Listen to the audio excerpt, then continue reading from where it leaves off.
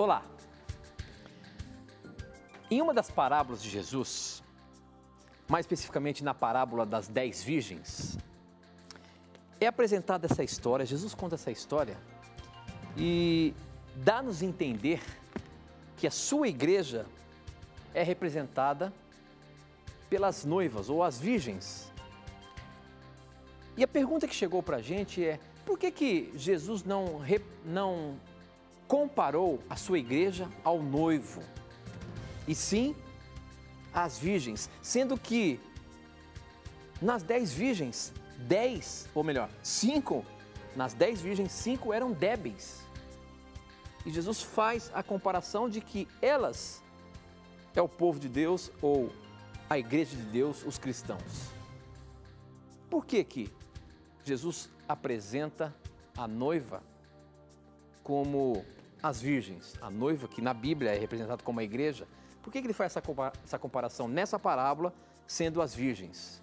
Mostrando que 5 não tinha preparação nenhuma, eram débeis. Por que isso? Vamos entender um pouco melhor essa parábola? Essa e muitas outras questões, porque a partir de agora começa Na Mira da Verdade.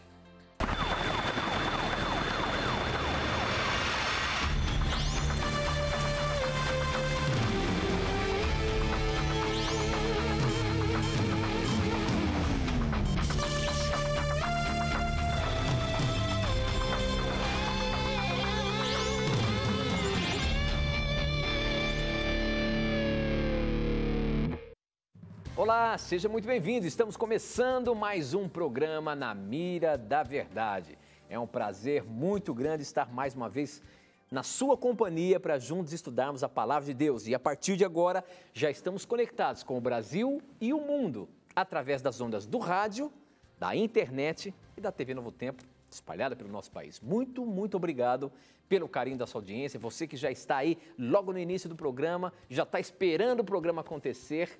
Obrigado. E eu sempre digo que é você que faz o programa acontecer, porque são as suas dúvidas, os seus questionamentos que são colocados na mira da verdade. Quem tem a obrigação de responder baseando-se na palavra de Deus é ele, professor Leandro Quadros. E aí, professor? Preparado, meu amigo? Espero estar preparado. Satisfação estarmos em mais um programa com os nossos amigos. Daqui a pouquinho eu vou pegar meu celular para mandar alguns abraços, que eu me esqueci de pegar o celular, e vou mandar alguns abraços para algumas igrejas no Rio de Janeiro, onde eu estive o fim de semana. Que Deus abençoe a todos, obrigado pelo carinho por acompanhar o nosso programa mais uma vez. Muito bem, professor. Um abraço a todos que nos acompanham. Onde quer que você esteja, sinta-se abraçado pelo programa Na Mira da Verdade. E agradecemos muito o carinho da sua audiência. E apelamos a você para que avise para outras pessoas, anuncie para outras pessoas o programa Na Mira da Verdade. É um programa onde nós temos a chance de juntos aprendermos a palavra de vida instantaneamente, na hora. Estamos ao vivo e as perguntas chegam e são colocadas na mira e juntos aprendemos sobre a palavra de Deus. Divulgue o programa, fale para outras pessoas, convide para assistir e acompanhar a TV Novo Tempo. Muito bem, professor Leandro Quadros, a pergunta que chegou para a gente, que a gente resolveu abrir o programa de hoje, ela chegou pelo Facebook, como sempre tem chegado. Eu abro um pouquinho antes o Facebook para chegar muitas perguntas e a gente escolhe a primeira pergunta polêmica para começar o programa. Hoje a pergunta do Gibbs de Castro é a seguinte: por que em Mateus 25, onde Jesus fala e compara a igreja com as noivas, ao invés de compará-la com o próprio Jesus, já que 5 delas eram imprudentes? Quando apresenta a parábola das 10 virgens ali, podemos até dizer noivas, Jesus comparou a sua igreja a essas noivas, a essas virgens. Sendo que nessas virgens, 5 eram débeis, 5 simplesmente eram loucas ou não estavam preparadas. Por que na parábola Jesus não fez essa comparação da igreja ao noivo? Já tudo certinho, pronto, e o povo esperando o noivo e tal. Por quê? E sim as virgens. Para respondermos essa pergunta, Tito, nós primeiro temos que entender o propósito da parábola. Quando nós analisamos aqui Mateus 25, nós percebemos que o propósito da parábola e também da parábola seguinte, não é? A parábola dos talentos, o propósito é mostrar ao povo de Deus a importância de se prepararem para a volta de Cristo. Então, se este é o propósito da parábola, não tem uma razão de Cristo abordar um outro significado de um personagem que, para ele, não é assim o mais importante de receber o foco naquele contexto. Quando você lê Mateus 25, no verso 13, nós já podemos perceber a conclusão da parábola das 10 virgens.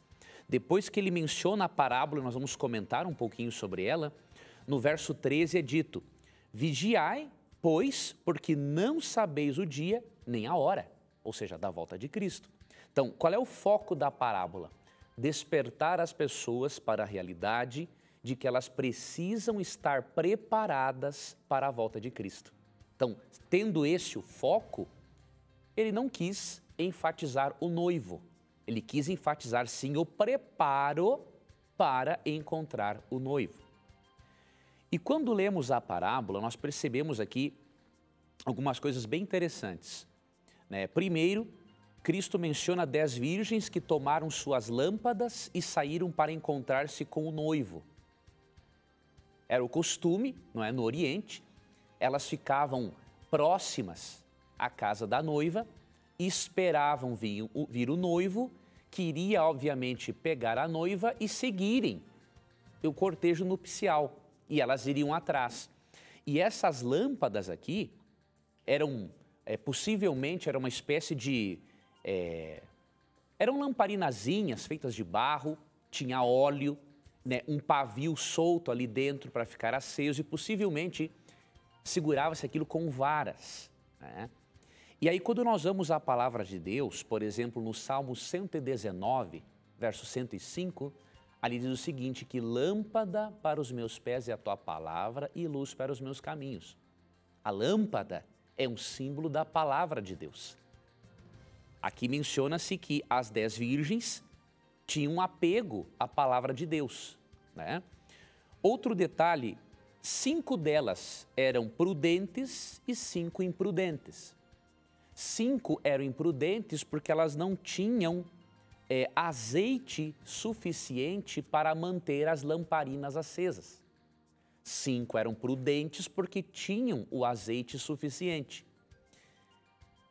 O azeite, em Zacarias 4, 1 a 14, é um símbolo do Espírito Santo.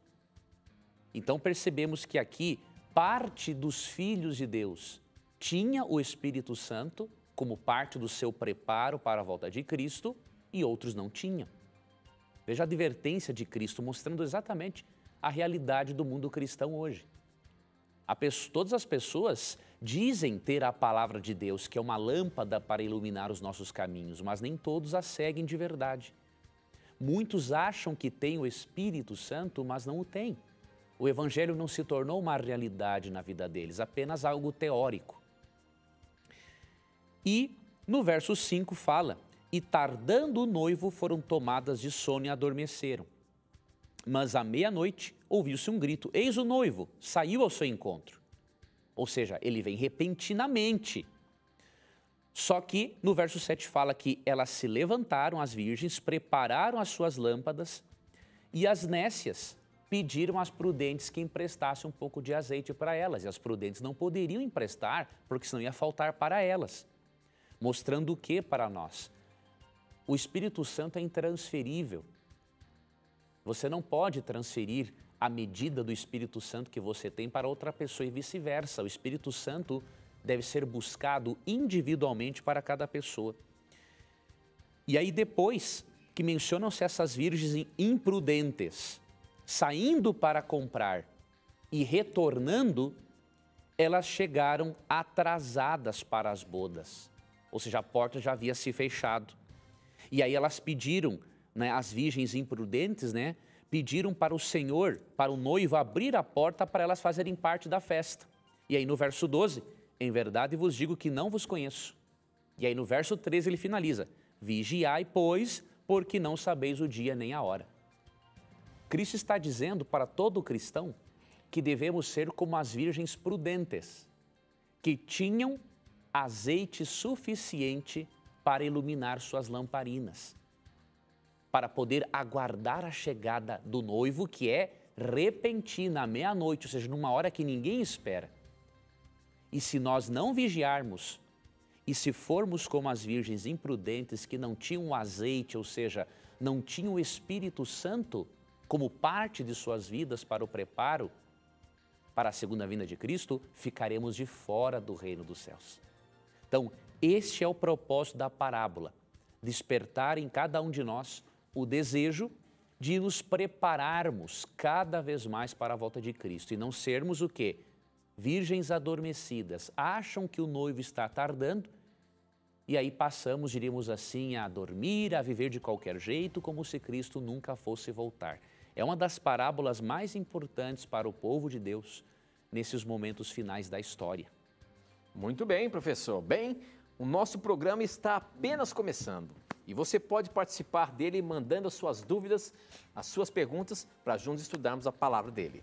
Você pode mandar através do nosso SMS, o número é 12 981510101. Eu recebo aqui na hora. Você está vendo aí o número? Anota aí e manda o seu SMS para a gente. Você também pode participar pelas redes sociais, pelo Facebook, namiradaverdade.nt, pelo Twitter, @namiradaverdade e ainda no nosso blog novotempo.com/namiradaverdade. Essa próxima pergunta chegou agora pelo nosso Twitter. Quem mandou foi o Sargento Macedo e ele pergunta o seguinte, na verdade o nome dele é Davi, deve ser Davi Macedo, o nome no Twitter dele é Sargento Macedo. Ele pergunta o seguinte, professor: quanto tempo houve do livro de Malaquias para o livro de Mateus? Bom, só para a gente contextualizar o nosso telespectador, Malaquias é o último livro do Velho Testamento, correto? E depois, então, começa o Novo Testamento. Nesse período de tempo entre o último livro de Malaquias e o livro do Novo Testamento, Mateus, existe um tempo, um espaço aí? O que aconteceu nesse espaço? Não tem nenhum registro sobre isso? O que foi? Existe sim uma informação, amigo Tito. Antes eu só queria, Tito, mandar os abraços que eu havia prometido e eu estava sem o celular.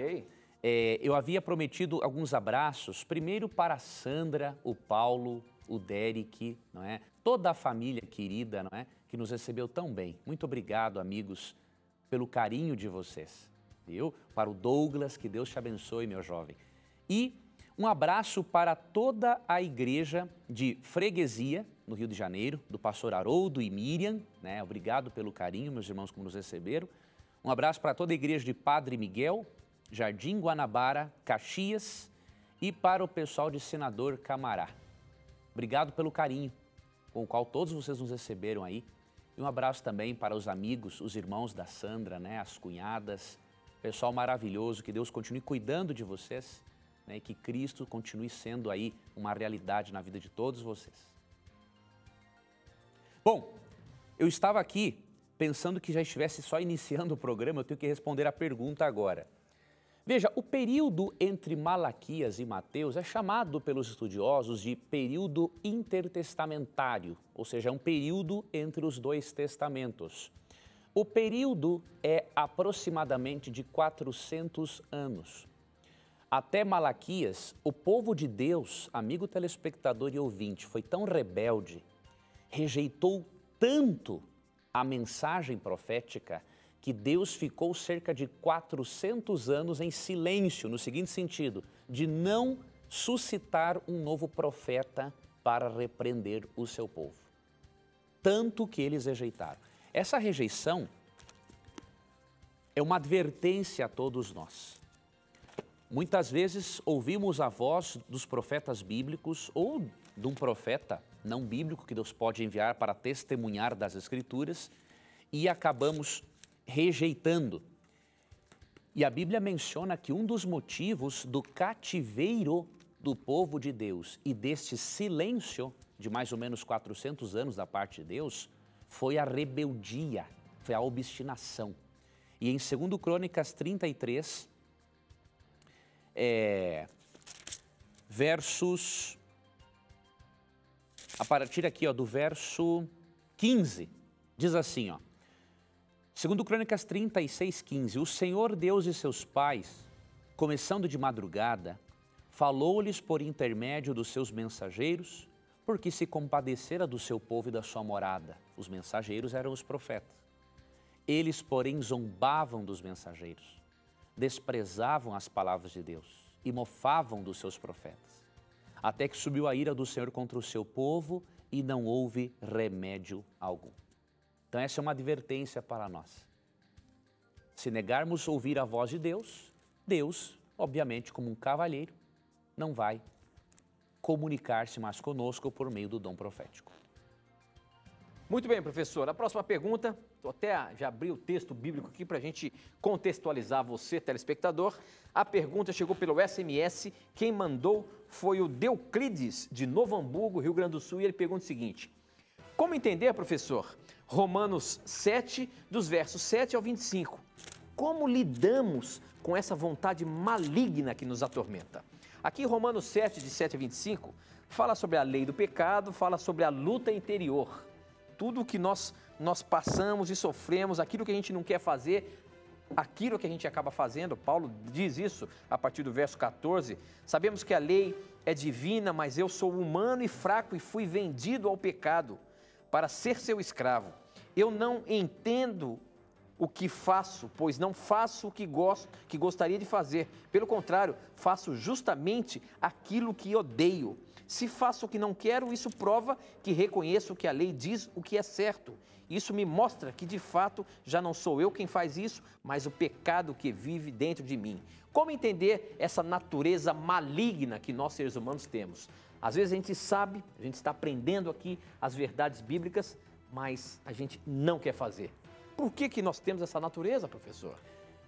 Pois olha, gostei muito dessa pergunta do nosso telespectador, porque até mesmo Paulo tinha grandes dificuldades para lidar com a natureza pecaminosa. Ele chega a falar no verso 24, desventurado, ou seja, infeliz homem que sou, quem me livrará do corpo desta morte? Ou seja, o conflito era muito grande. Paulo queria fazer uma coisa, mas a sua natureza pecaminosa queria fazer outra. O conflito entre a nossa natureza espiritual e pecaminosa vai existir até a volta de Cristo. E aí a pergunta desse nosso telespectador é muito importante: como lidar com isso? Verso 25. Graças a Deus por Jesus Cristo, nosso Senhor. De maneira que eu de mim mesmo com a mente sou escravo da lei de Deus, mas segundo a carne, da lei do pecado. Nós temos que focar a Cristo, meu amigo. Nós temos que entender a doutrina da justificação pela fé.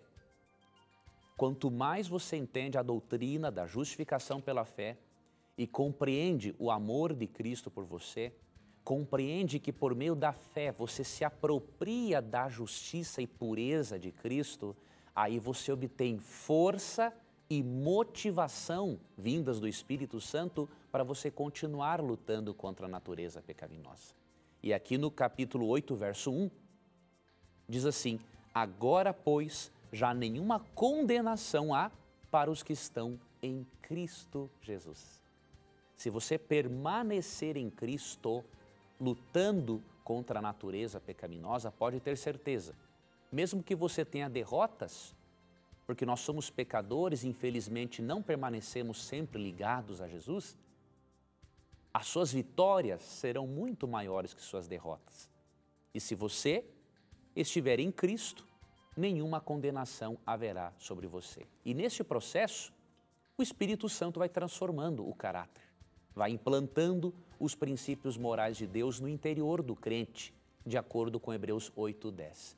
Então a melhor forma, meu irmão, de lidar com isso não é você enfatizar o seu interior, não é olhar para dentro de você. Você tem que olhar para Cristo, né? Entender a doutrina da justificação pela fé, porque aí você tem motivação, ânimo para seguir adiante. Muito bem, professor. Mais uma perguntinha aqui do Facebook para colocá-lo na mira. Vamos lá. Quem mandou essa pergunta aqui foi o Sérgio Viana.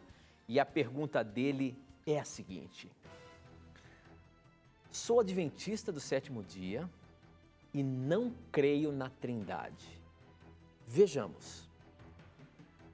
Há de ser que depois derramarei o meu espírito sobre toda a carne, e vossos filhos e vossas filhas profetizarão, e os vossos velhos terão sonhos, e os vossos jovens terão visões. Joel 2, 28. Veja, é claro que Deus derramaria o seu próprio espírito e não um outro. Portanto, se Deus é Espírito, se Deus é Espírito Santo, por que existiria outro Espírito Santo como uma terceira pessoa? E mais, Jesus disse, eu, o Pai, somos um. E não eu, o Pai, o Espírito Santo somos um. Obrigado, e vê se pesca a minha pergunta. Então a questão dele é a seguinte, ele não acredita na Trindade. Está procurando alguma coisa já, professor? Estou procurando um livro, meu amigo. Está de costa aqui para mim? A questão é a seguinte... Fiquei de costas para você, mas não achei o livro igual. A questão é a seguinte, ele não acredita na Trindade, ele cita alguns textos, onde dá a entender que apenas a existência de Deus e Pai e o Espírito Santo é apenas um poder de Deus ou de Jesus. Como que a gente explica aí ao nosso irmão que não tá aceitando a Trindade? Como é que fica isso? Primeiramente, olha, com respeito, meu irmão, eu não creio que você seja de verdade um adventista sétimo dia, tá? Porque um adventista sétimo dia mesmo, né, ele é trinitariano. Alguns pioneiros, nossos pioneiros no adventismo, como vieram de várias igrejas cristãs, não é?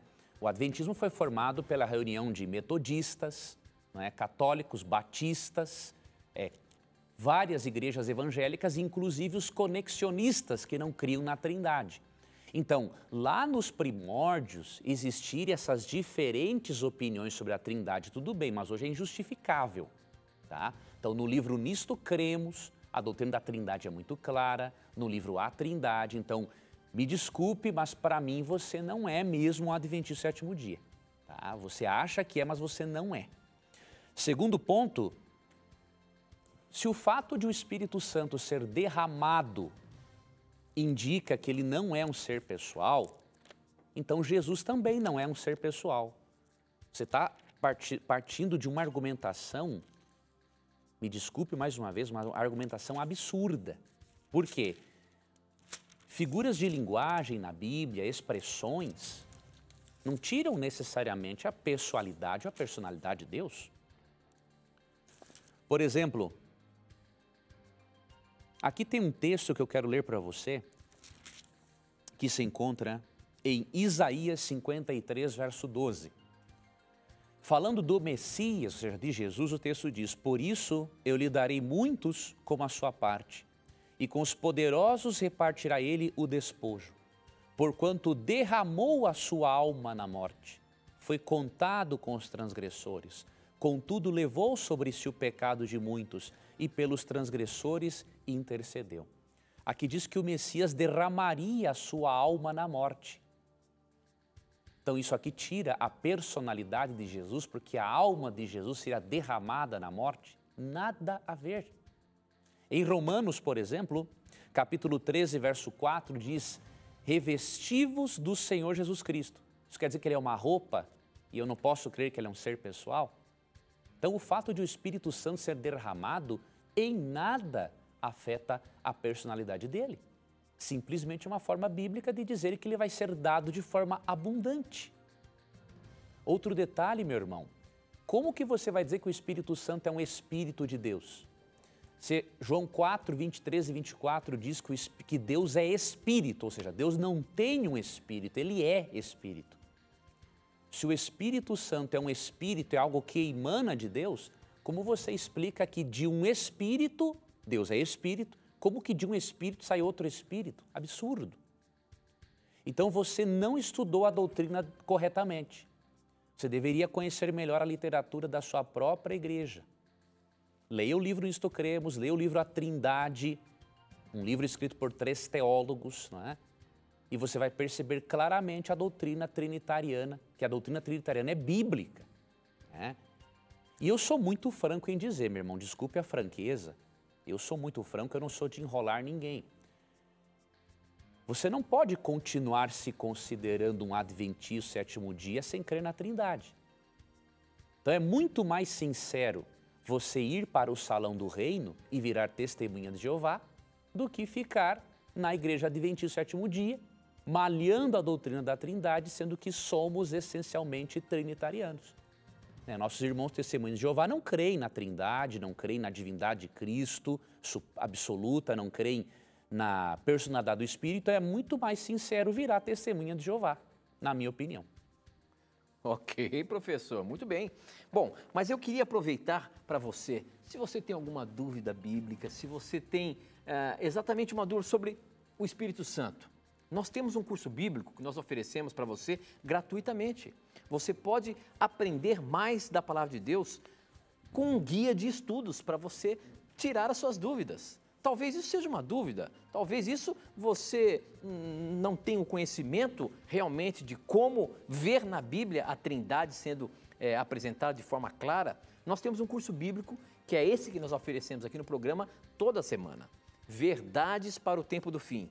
Aqui você vai encontrar as respostas que você quer sobre esse e outros assuntos. De repente você já ouviu falar aqui na TV Novo Tempo sobre o sábado. E você fala assim, mas por que só vocês adventistas guardam o sábado? Talvez você ainda não sabe o que a Bíblia tem para apresentar para a gente. De repente você já viu aqui no programa Na Mira da Verdade, falando sobre imortalidade da alma, sendo que todos falam que a alma ou melhor, a mortalidade da alma, sendo que muitos falam que a alma é imortal. E que você vai ou não para o céu diretamente quando você morre. Será que é isso mesmo? Estude mais a Bíblia e nós oferecemos esse curso gratuito para que você possa tirar as suas dúvidas. Para você ter esse curso bíblico aí na sua casa, ele é um formato de revista, bem facilzinho de você ler. No final de cada tema tem um pequeno questionário para você responder e você vai crescendo no seu estudo. Para você ter esse curso gratuito na sua casa, você pode entrar em contato agora, se você tem aí acesso à internet, acesse o nosso blog novotempo.com/na mira da verdade. Você vai ver lá a imagem da revista, você clica nela e vai ser direcionado para um espaço para você preencher os seus dados postais. Ou se você não tem acesso à internet, de repente você está em algum lugar onde você não tem acesso à internet, no horário comercial, você pode ligar para a gente. Anota o número aí, 0 operadora 12, o nosso número é 21 27 3121. 21 27 3121, você liga para a gente e pede lá o seu curso bíblico Verdades para o Tempo do Fim. Não perca tempo, peça agora mesmo, tá bom? Não sai daí não, nós temos que ir para um intervalo, mas a gente volta já já.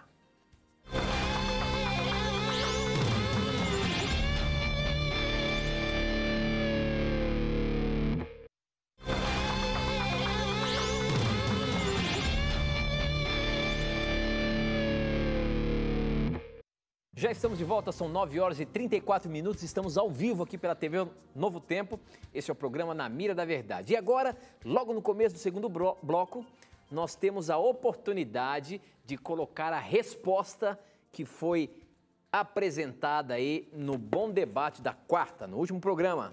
Toda quarta-feira a gente lança uma questão polêmica para você fazer a sua tese, defendendo a sua visão sobre o assunto, e a melhor resposta é apresentada agora. Portanto, fique aí com um Bom Debate.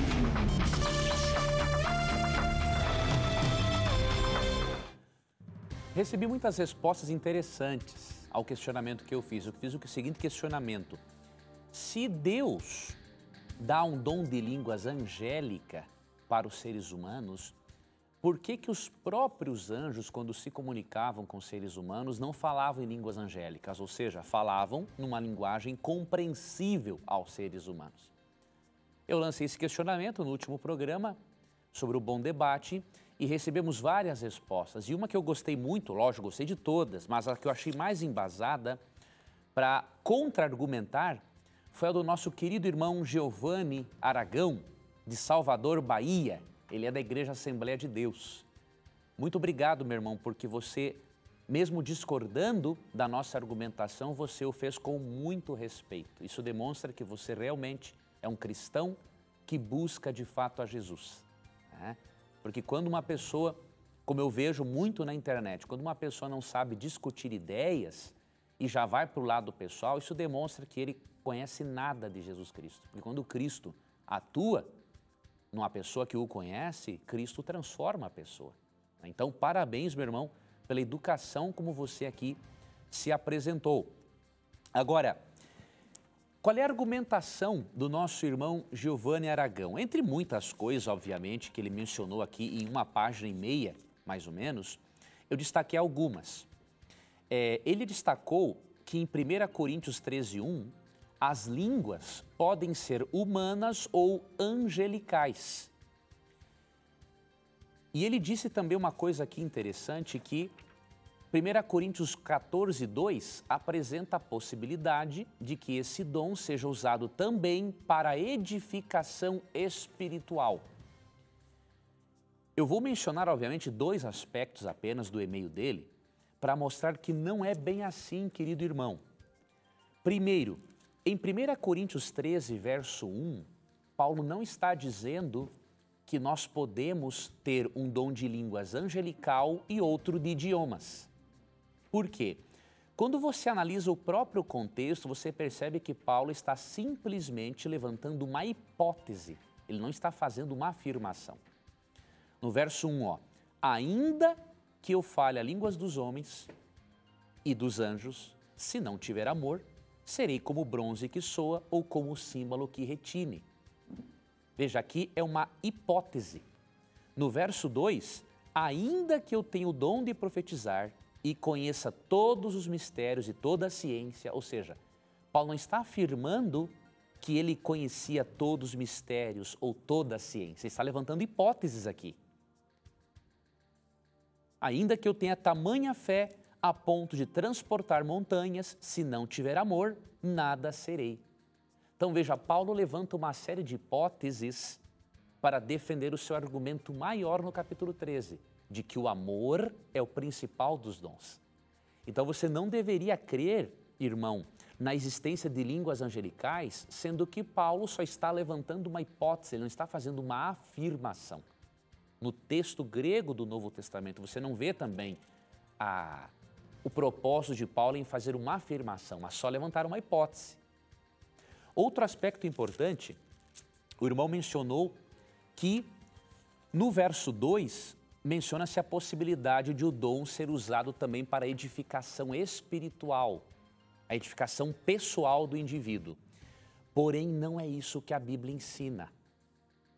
Quando você estuda as listas de dons espirituais, em Efésios 4, Romanos 12, 1 Coríntios 12, você não vê nessas listas nenhuma menção de que os dons espirituais são apenas para a edificação do indivíduo. É óbvio, o dom espiritual edifica a pessoa que o tem, mas não é só ela. Todos os dons espirituais da Bíblia têm que edificar tanto o indivíduo quanto a igreja. Por exemplo, se você ler aqui o capítulo 12, verso 7, é dito o seguinte: a manifestação do Espírito é concedida a cada um visando a um fim proveitoso. E Efésios 4, 10 e 11 diz o seguinte, falando da importância do dom ser em benefício a todos, 11 e 12. Ele mesmo concedeu uns para apóstolos, outros para profetas, outros para evangelistas e outros para pastores e mestres, com vistas ao aperfeiçoamento dos santos, para o desempenho do seu serviço para a edificação do corpo de Cristo. Então você não vê na Bíblia a ideia de que um dom espiritual pode ser usado apenas para edificação espiritual, pessoal em alguns momentos, como no caso do dom de línguas. Seria muito estranho, por exemplo, que só o dom de línguas, em algum momento, servisse para edificação pessoal e os demais todos para edificação tanto pessoal quanto coletiva. Paulo, em 1 Coríntios capítulo 14, verso 2, querido irmão, ele não está defendendo um dom de línguas que edifique apenas o indivíduo. Ele está realmente mencionando um dom de línguas que era usado de forma equivocada na igreja de Corinto. Então, ao invés de Paulo defender, ele está, na verdade, criticando. No verso 12, ele fala assim, quem fala em outra língua, a si mesmo se edifica, mas o que profetiza edifica a igreja. As pessoas estavam aqui usando um dom de línguas equivocado e supondo que elas estavam edificando-se a si mesmas. E Paulo está dizendo, não, o dom, além de edificar a você, tem que edificar a igreja. Paulo não está aqui defendendo a ideia de que você só deve edificar a você mesmo com o dom espiritual. Mas ele está mostrando o contrário. Já que eles entendiam que eles falavam, eles tinham uma manifestação de línguas que edificava somente o indivíduo que falava, Paulo está refutando a ideia. Mas o que profetiza edifica a igreja. E aí no capítulo 14, ele começa a dar uma série de orientações, né?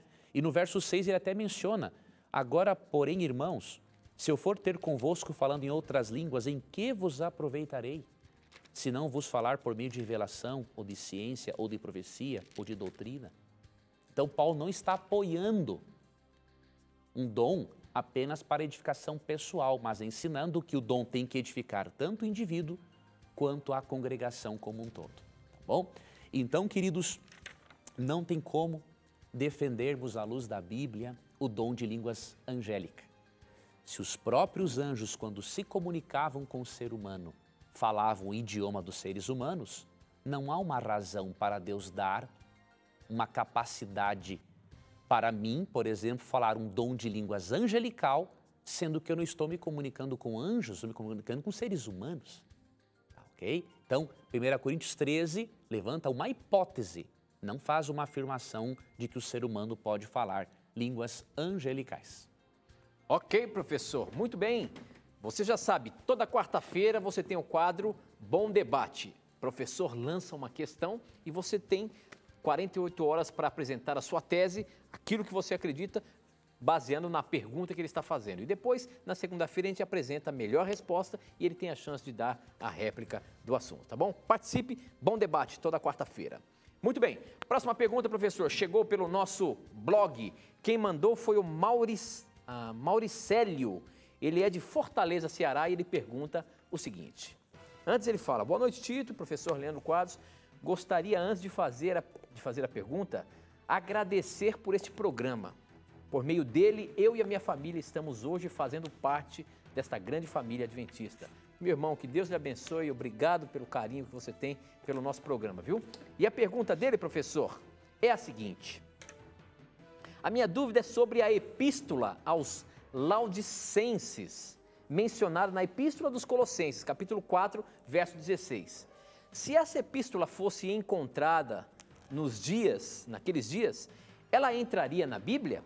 Olha só, professor, será que poderia ter um livro a mais aí, assim como tem os Colossenses, aos Tessalonicenses? Porque lá em Colossenses 4,16, diz o seguinte, peço que depois que lerem esta carta, vocês a mandem para Laodiceia, a fim de que os irmãos de lá também a leiam, e vocês leiam a carta que vai chegar de Laodiceia. Ou seja, esse texto, nesse versículo aqui que Paulo está dizendo, será que também Paulo escreveu uma epístola para Laodiceia? Será que nós poderíamos ter tido aí mais uma epístola na Bíblia, assim como temos aos Coríntios, aos Colossenses, aos Tessalonicenses, teria também aos Laodicenses? É isso, professor? Realmente existem na Bíblia menções a cartas e a livros que não entraram na lista de livros inspirados. Isso ocorre também no Antigo Testamento. Eu vou ler aqui e vou explicar para o nosso amigo por que isso ocorre. O primeiro texto que eu vou ler se encontra em 2 Crônicas 8:29, ou 9:29, na verdade.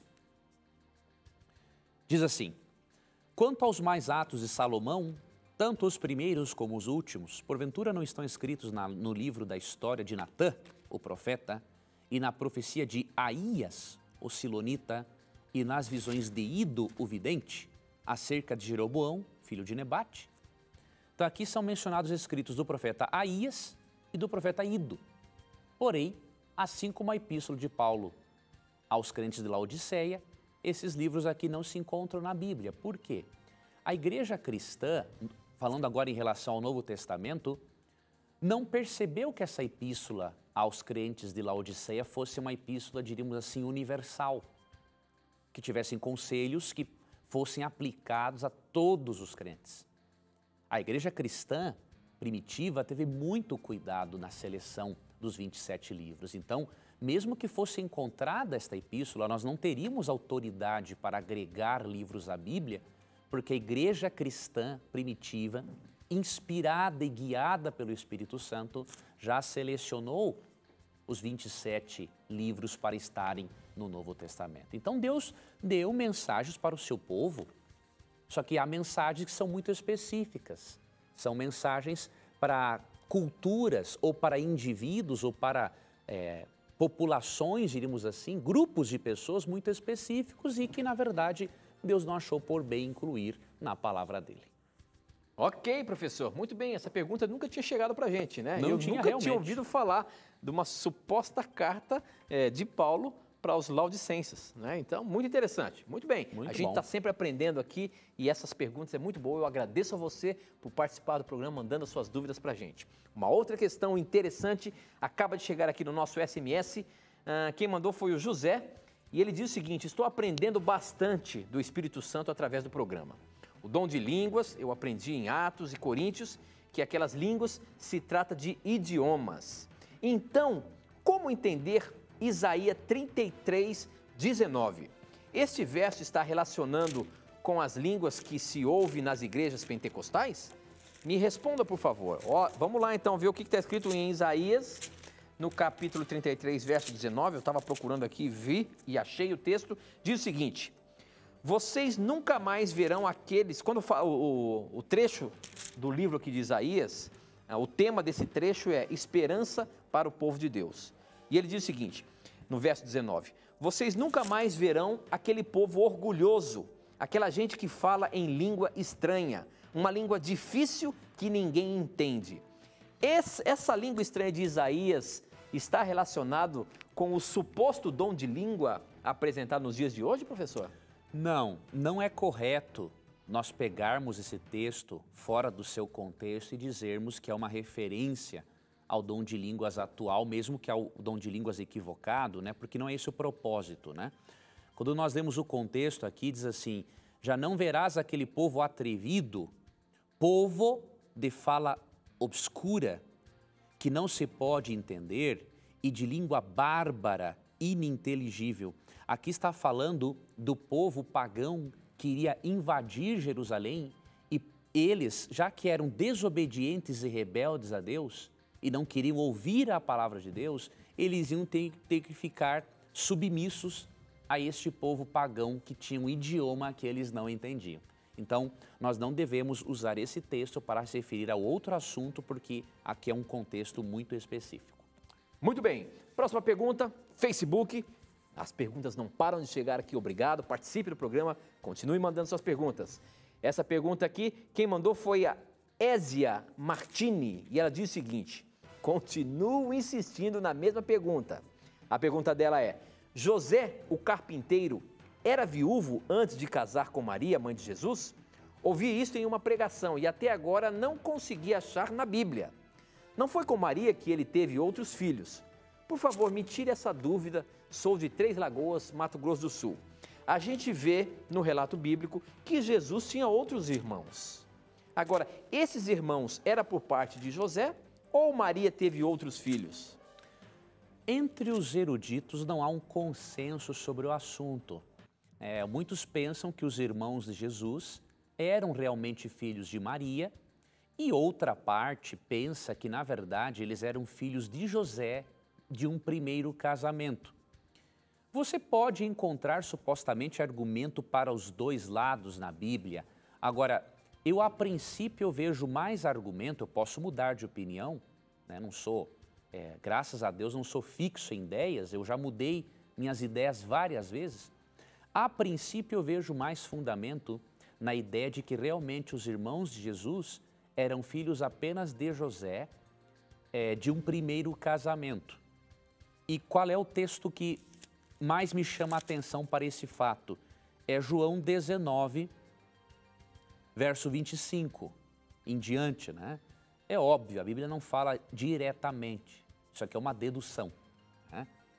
Então diz assim: e junto à cruz estavam a mãe de Jesus e a irmã dela, e Maria, mulher de Clopas, e Maria Madalena. Vendo Jesus sua mãe, e junto a ela o discípulo amado, disse: Mulher, eis aí teu filho. Depois disse ao discípulo: Eis aí tua mãe. Dessa hora em diante, o discípulo a tomou para casa. Nós aqui entendemos que se ele confia os cuidados da mãe a uma outra pessoa que não era aos seus irmãos, então era menos provável que esses irmãos fossem filhos realmente dela. Porque é parte o mandamento que diz honra teu pai e tua mãe, na compreensão hebraica, ele significa cuidar dos pais na velhice. Então jamais filhos legítimos de Maria, depois da morte de Cristo, poderiam desampará-la. Então, se Cristo confiou os cuidados dela ao discípulo amado, a João, o mais provável é que realmente os irmãos de Jesus sejam apenas por parte de pai, diríamos assim. Reconheço, há argumentos para os dois lados, mas a princípio eu creio mais nesta hipótese aqui. Você fica agora com o momento da mentira.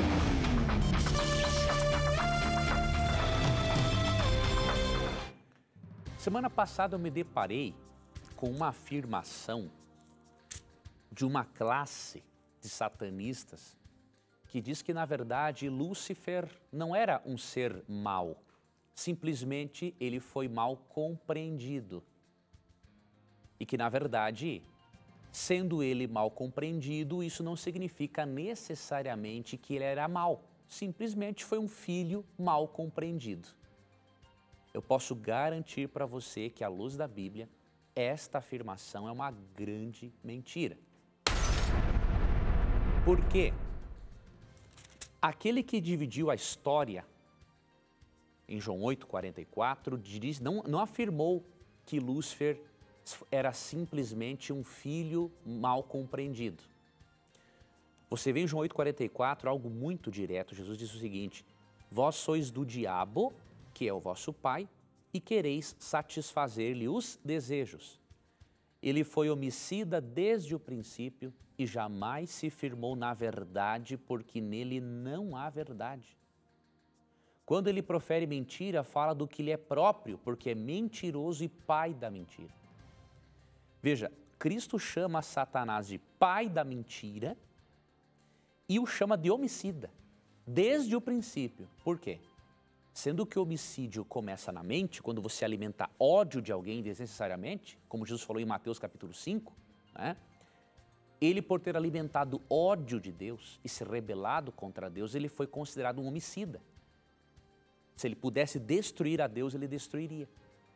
Então, a forma como Cristo apresenta a corrupção de Lúcifer, não podemos crer que ele seja um ser de luz ou simplesmente um filho mal compreendido, não. Ele foi um mentiroso e um homicida, ou seja, um ser que se corrompeu totalmente.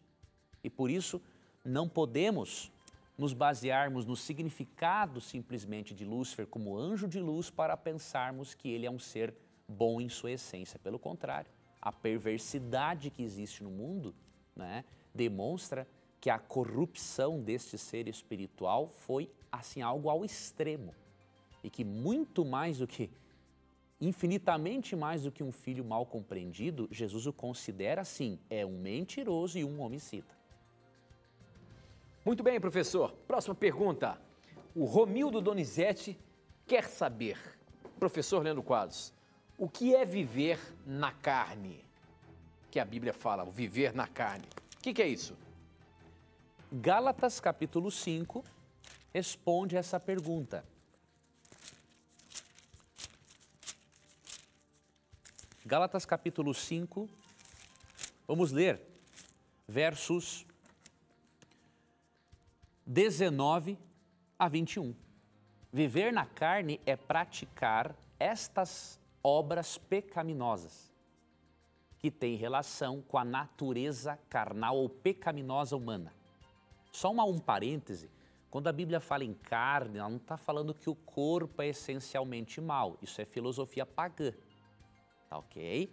O corpo, de acordo com 1 Coríntios 6,19, ele é o templo do Espírito Santo. E de acordo com Gênesis 1 e 2, Deus criou o corpo humano. Então a matéria não é má em si mesma. Quando fala obras da carne, obras da natureza pecaminosa, tá bom? Então quais são essas obras? O que é viver na carne? É praticar estas obras aqui, ó. Gálatas 5,19. Ora, as obras da carne são conhecidas e são prostituição, impureza, lascívia, idolatria, feitiçarias, inimizades, porfias, discussões, ciúmes, iras, discórdias, dissensões, facções, invejas, bebedices, glutonarias e coisas semelhantes a estas, a respeito das quais eu vos declaro, como já outrora vos preveni, que não herdarão o reino de Deus os que tais coisas praticam. Então essas são as obras da carne. É você dar margens à sua natureza pecaminosa e fazer tudo aquilo que há de errado. Agora, a maravilha do Evangelho é que não importa se você fizer de Cristo o seu Salvador, Deus perdoa os seus pecados, purifica você e Ele vai começar a desenvolver em você agora o fruto do Espírito, que são 9 qualidades de caráter mencionadas nos versos 22 e 23. Então vá a Jesus, não importa a situação em que você esteja, e as obras da carne não farão parte mais da sua vida. Muito bem, professor. Tem mais 2 minutinhos. Uma última pergunta para você. Marcos 14:51 apresenta um homem nu por ocasião da crucifixão de Jesus, quando Jesus estava sendo levado para o Calvário. Professor, qual o sentido desse texto aqui? Tem alguma explicação para isso? 50 e 51 diz o seguinte: então todos os discípulos abandonaram Jesus e fugiram. Um jovem enrolado em um lençol seguia Jesus. Alguns tentaram prendê-lo, mas ele largou o lençol e fugiu nu. Por que tem esse texto aqui na Bíblia, professor? O que é isso?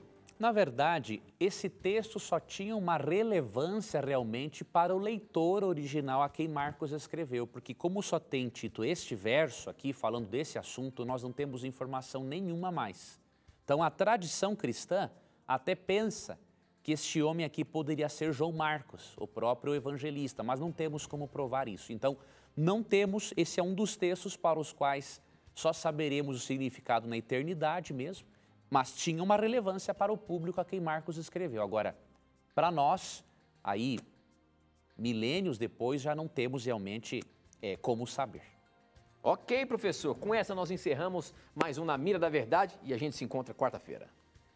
Amigo telespectador e ouvinte, obrigado pela sua companhia. Deus te abençoe. Nunca se esqueça que sempre que você tiver coragem de perguntar, a Bíblia aqui neste programa terá coragem de lhe responder. E como sempre, aqui no Beco você já sabe, as suas dúvidas, os seus questionamentos sempre vão estar na mira da verdade. Até o nosso próximo encontro. Tchau.